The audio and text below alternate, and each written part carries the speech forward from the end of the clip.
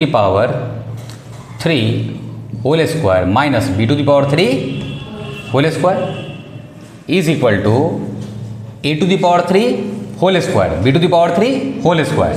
तो ये total quantity जो है ये x और अगर ये y है तो x square minus y square, यानी कि a to the power 3 minus b to the power 3 into a to the power 3 plus b to the power 3।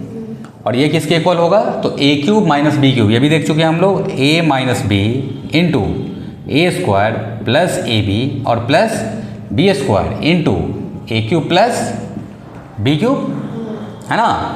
और इस केस में जो a माइनस बी है वो हम लोग को दिख रहा है कितना है, cube root of 5 minus b का मतलब कितना है, square root of 2 into a square का मतलब कितना हो गया, क्यूब रूट ऑफ 5 का whole square plus a b plus cube root of 5 और square root of 2 plus b square का मतलब कितना हो जाएगा, स्क्वायर रूट ऑफ 2 का whole square into a cube plus b cube, a का मतलब कितना है, cube root of 5 a cube और प्लस बी क्यूब, है ना। और बी क्यूब का मतलब कितना है, स्क्वायर रूट ऑफ 2 का होल क्यूब, है ना। इस फॉर्म में आ गया। यहाँ भी हम लोग यूज़ कर लेते हैं मिडिल ब्रैकेट,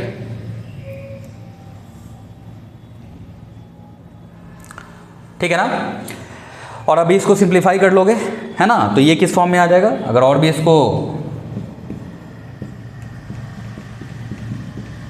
इस फॉर्म में लिखो तो ये कितना हो जाएगा, 5 टू द पावर 1/3 का होल स्क्वायर, यानी 5 टू द पावर कितना हो जाएगा 2/3 प्लस ये कितना हो जाएगा, तो क्यूब रूट ऑफ 5 और स्क्वायर रूट ऑफ 2 और प्लस रूट 2 का स्क्वायर कितना हो गया 2, है ना। सेम यहाँ पे क्यूब रूट ऑफ 5 पावर 3 तो ये 5 हो गया और प्लस ये स्क्वायर रूट ऑफ 2 का होल स्क्वायर तो 2 टू द पावर 1/2 पावर 3 तो 2 टू द पावर कितना हो जाएगा ये 3/2, है ना। तो ये जो मिला हम लोग को बेसिकली ये किसका फैक्टर है, ये फैक्टर है cube root of 5 minus square root of 2 का फैक्टर है। क्या है, cube root of 5 minus square root of 2 का फैक्टर क्या आ गया ये, है ना। और यही क्या हम लोग का है, रेशनलाइजिंग फैक्टर। क्या है ये, रेशनलाइजिंग फैक्टर।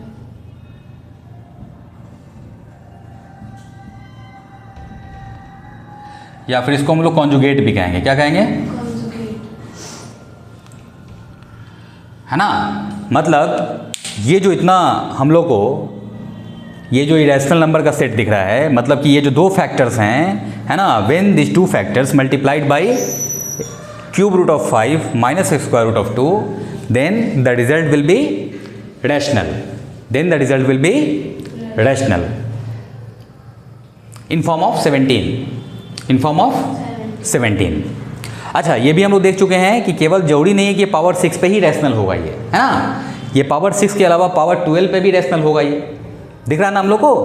अगर यहाँ पे 12 करेंगे तो 5 टू द पावर 1/3 का पावर 12, तो 5 to the power 1/3, 5 to the power, suppose करो कि मेरे पास 5 टू द पावर 1/3 जो है वो a है और 2 टू द पावर 1/2 क्या है, b है ना।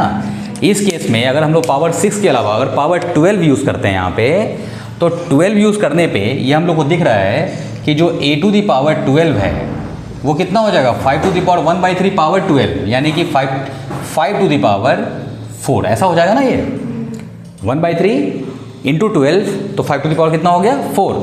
सेम यहाँ पे अगर यूज़ करते हैं तो ये b टू द पावर 12 किसके इक्वल हो जाएगा बताओ, 2 टू द पावर 1/2 12, यानी 2 टू द पावर कितना आ गया ये 6, है ना। और हम लोग को पता है कि 5 टू द पावर 4 जो है वो कितना हो जाएगा, 5 इंटू 5 25 इंटू 5 125 इंटू 625, है ना। यानी कि ये 625 हो जाएगा। ये क्या हो जाएगा 625 और ये कितना हो जाएगा, बोलो 64 हो जाएगा, है ना। और हम लोग को पता है कि इसका सम या डिफरेंस ऑलवेज क्या होगा, रैशनल ही होगा। तो ये ज़रूरी नहीं है कि हमेशा हम लोग को पावर 6 पे ही रैशनल देगा। ये पावर 12 पे भी रैशनल देगा। इनफैक्ट अगर पावर यहाँ पे 18 यूज़ करते हो तो भी क्या देगा, ये रैशनल ही देगा। लेकिन हम लोग क्या करेंगे, लोएस्ट पावर यूज़ करेंगे, है ना। क्या करेंगे हम लोग, लोएस्ट पावर यूज़ करेंगे। रीज़न क्या है, जितना पावर कम होगा तो हम लोग को फैक्टराइज करने में क्या होगा, पॉलिनोमियल को उतनी आसानी होगी, है ना। मतलब it will be easy to factorize this polynomial if the power is less, है ना।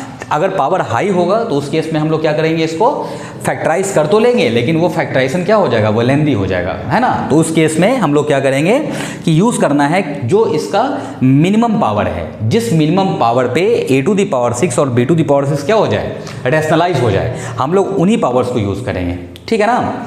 ये हो गया। अब एक जो है ये प्रॉब्लम करके दिखाओ, क्यूब रूट ऑफ